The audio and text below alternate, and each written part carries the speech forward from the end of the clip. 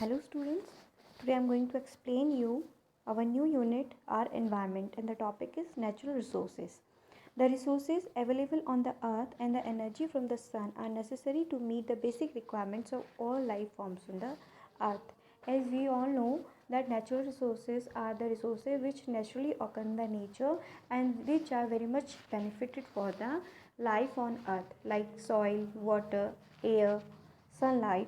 The stocks of nature which are useful to mankind are known as natural resources. So the stock of these resources is which are very much useful for the mankind are known as natural resources. For example, air, water, soil, mineral, etc. Now resources on the earth. The outermost crust of the earth is called the lithosphere. Water covers 75% of the earth's surface. It is also found underground. These comprises the hydrosphere. The air that covers the whole of the earth like blanket is called the atmosphere.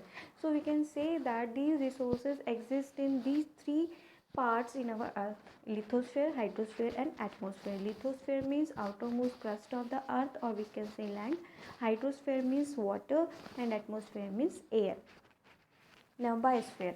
All living things on earth together with atmosphere, the hydrosphere and the lithosphere interact and make life possible is known as biosphere. What is biosphere? Where all living things of earth which show the interconnection with the help of atmosphere, hydrosphere and lithosphere is known as biosphere. It may be biotic component or abiotic component, or we can say that biosphere is divided into two components, that is abiotic component and biotic component. Abiotic component means the non-living factors or non-living components like air, water and soil, and biotic components or factor means the living things like plant and animals, microorganisms. Air. Air is a mixture of different gases. Air contains oxygen which is essential to living organisms for respiration, so it is called breath of life. As we all know that air is a mixture of different gases. It consists of oxygen, nitrogen, carbon dioxide and many other gases. From that, oxygen is a survival gas, or we can say we cannot live without oxygen. That's why air is called as a breath of life. Now, role of atmosphere.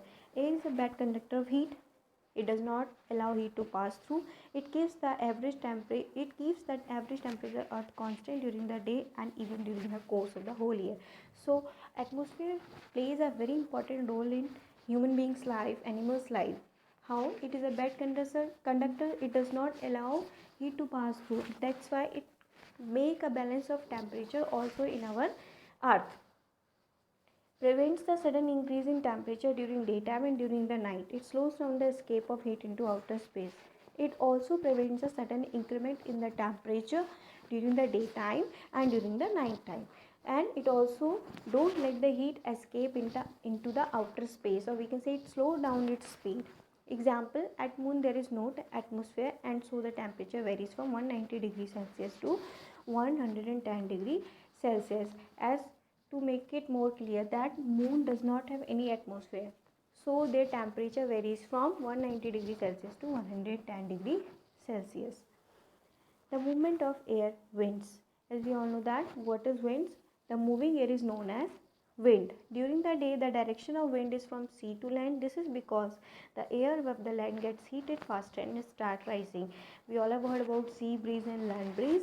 So during the day, the direction of wind from the sea to land, this is because the wind direct from the sea to land. This is because the air of the land gets heated faster and start rising. During the night, the direction of wind is from land to sea, and at night it is just opposite. The direction of wind is from land to sea. This is because at night both land and sea start to cool. The movement of air from one region to another creates wind. So how winds are created? Winds are created due to the movement of air from one region to another region. Now, air pollution. An increase in the content of harmful substance in the air like carbon dioxide, carbon monoxide, oxides of sulfur, nitrogen fluoride, lead, nickel, arsenic and dust particles etc. cause air pollution. And you have learned in your earlier classes also what is air pollution. The undesirable change in the environment or in the air is known as air pollution. And how it is caused? It is caused by very harmful pollutants. Pollutants mean substances or chemicals which are the Reason for causing air pollutions. These pollutants can be carbon dioxide, carbon monoxide, oxides of sulfur, nitrogen, fluoride, lead, nickel, arsenic, and dust particles. So air pollution is very harmful for living beings. Air pollution can cause in humans respiratory and renal problems, high blood pressure, high irritation, cancer. So what can air pollution do, or we can say what are the causes of air pollution? And human beings, what it do? It causes mainly the respiratory diseases, allergy, asthma, and high blood pressure, and there will be so much of irritation in eyes, and it can also even cause lung cancer. In plants, air pollution, due to air pollution, the plant will show reduced growth. Degeneration of chlorophyll means the chlorophyll present in the leaves will degenerate.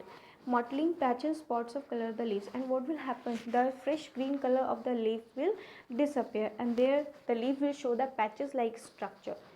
Okay. Now, our next topic is rain. Rain is formed by evaporation and condensation of water through water cycle in which distribution of water takes place. As we all know how rain are caused.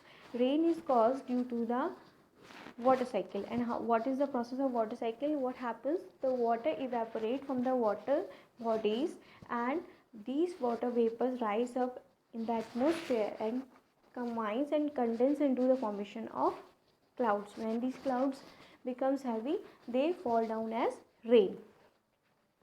Rain is very important because it carries out all the agriculture processes in the plants. As you all know, rain is the main source of water on this earth. Many agricultural processes are dependent on rain. Many crops are grown, or we can say dependent on monsoon season. That is why rain is very much important for us. So we should conserve rain by constructing dams, pools, etc. So we need to conserve rainwater